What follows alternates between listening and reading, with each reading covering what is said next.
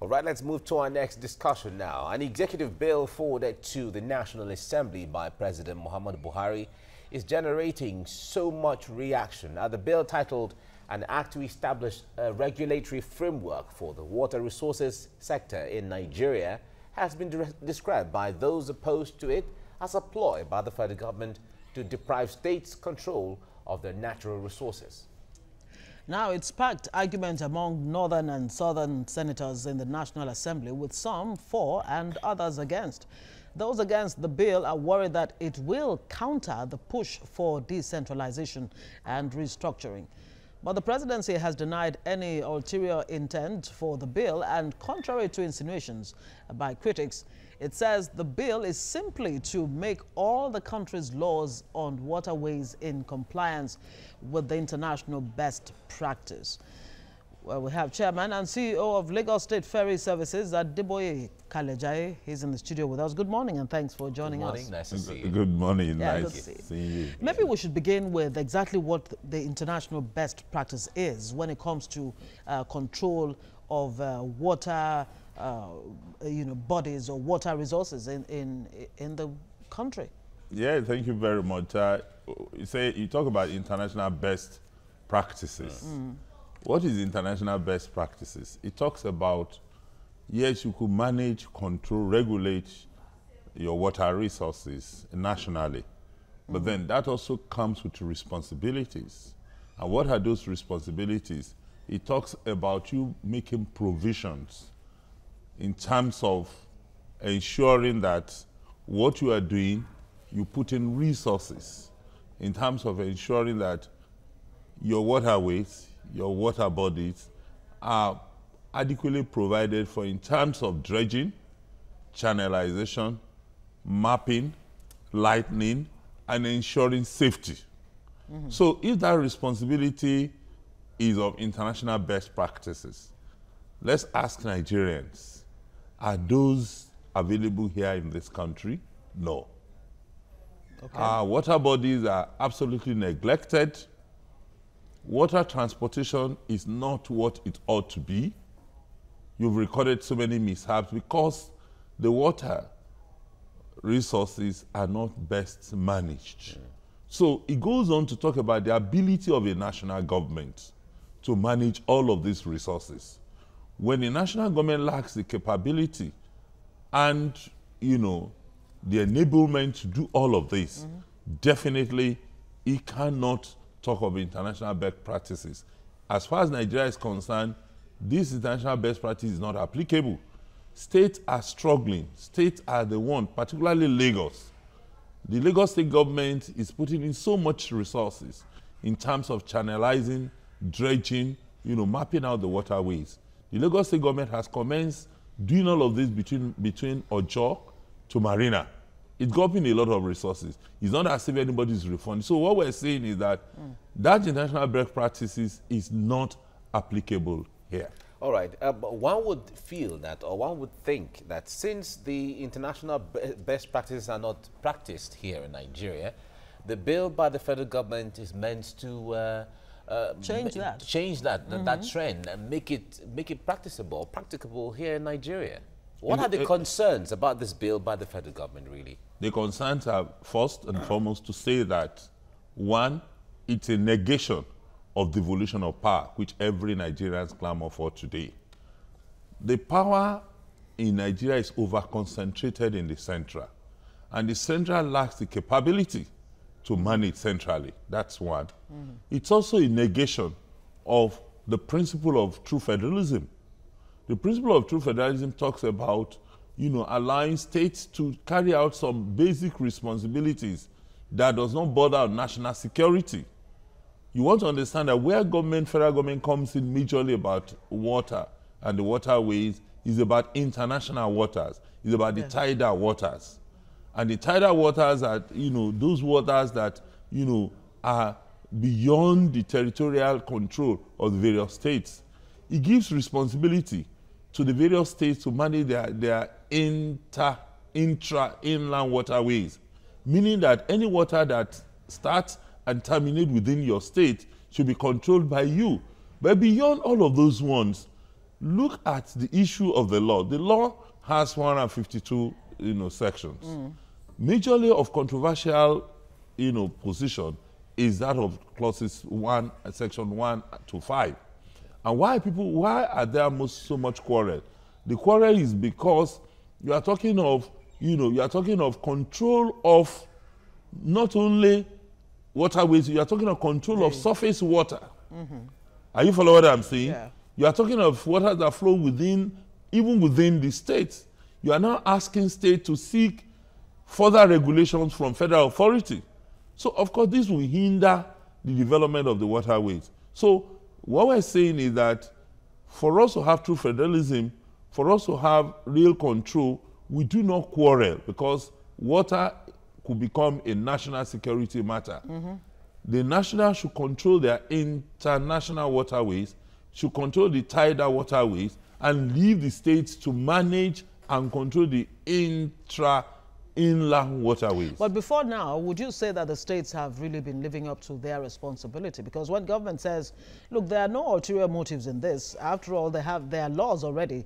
All we're trying to do is to bring it under one umbrella so that it's not, scattered here and there. Are states really living up to their responsibility? You've talked about Lagos State that's been doing it, but what about other states? I like to speak particularly about Lagos.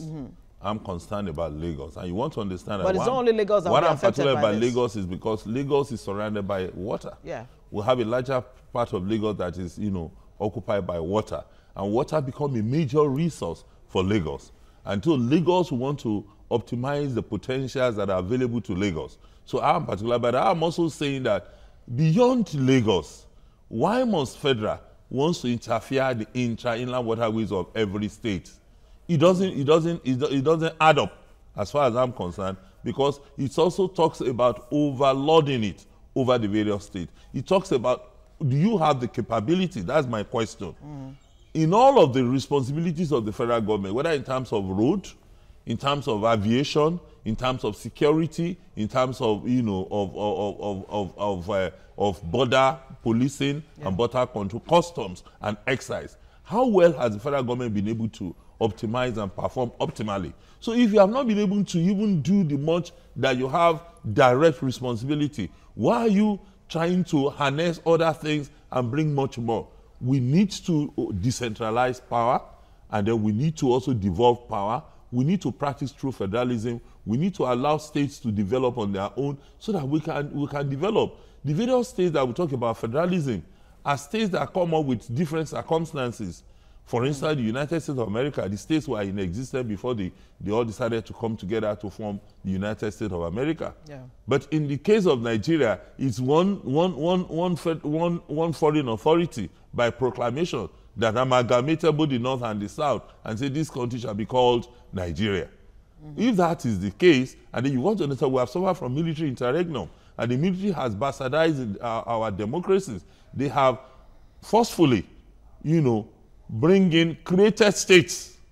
State became a creation of federal government. So it was more or less an imposition on It's an imposition on all of us. So it's not about our willingness to come together and, relate as an entity called Nigeria. But then, that as it may, that's our circumstance. And then we must live by it. But even when we're living by it, we must move, now that we have very, luckily we have uninterrupted democracy for up to 19 years now. So it means that our democracy is growing. So if our democracy is growing, we must not deter, we must not retard. And so for us to be talking about, consolidating, amalgamating, and of course, also consolidating, amalgamating, and controlling the entire waterways in the entire nation, we should move away from there. All right. If there were a forum or an arrangement where the federal government arranges a consultation with the states with the view of trying to map out or bring up a strategy where there can be a joint participation in the waterways, would it have been different? You see, let me also let you know that almost a year ago now, the National Assembly on its own, the Senate, also called for some stakeholders meeting in terms of, they were also trying to come up with an amalgamated regulatory framework for the waterways. And then Lagos was represented, and our position was very, very clear to the committee of the National Assembly on what we think should be done. But then, how much of those things have been put, made use of? Well, so now these are an executive. What are some of the things? Some of the things we have told. Some of the things we have told them is to say that one, states must be allowed to control their inland waterways. It is with that. Secondly, we have also told them you cannot come up and say you want to control the entire waterfront. You want to control 100 meters radius of the waterfront. It means that your intention is also is more than water. It's also of land. It's also a negation of the Land Use, of the Land Use Act. You understand that? Because by the Land Use Act, the states control the land. So when you are talking, then also forget that you're talking about water basin. If you talk about water basin, don't forget that water basins are not permanently water. Yeah. There are periods like when, the Lake Chad, for example, it dries up. Exactly. It becomes land. When it becomes land, what happens? What happens? What happens? So there are issues to call to question. So when we look at those are some of the things we have told them, and those are some of the things that must look at when you're talking about the control, the amalgamation, the consolidation of the entire waterways management by a central authority. But this bill seems to have divided the Senate across ethnic lines. What do you think is playing out here, where the northern senators are for the bill and the southern senators are saying this is just not the way to go? Well, it's been insinuated, though not validated, and it's not my opinion, to say that it's another attempt to look for lands, grazing land, for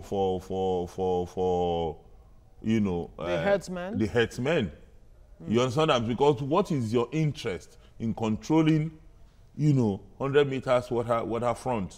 What do you want to do? So, but that is not validated. That cannot really be the sense of it. But what I think why it's divided the National Assembly on ethnic line is because one, some of the states are more of, they have more water concentration than some of the northern states. Are you following what I'm saying? So definitely, it's not going to be of much consequence and effect on the northern hemisphere.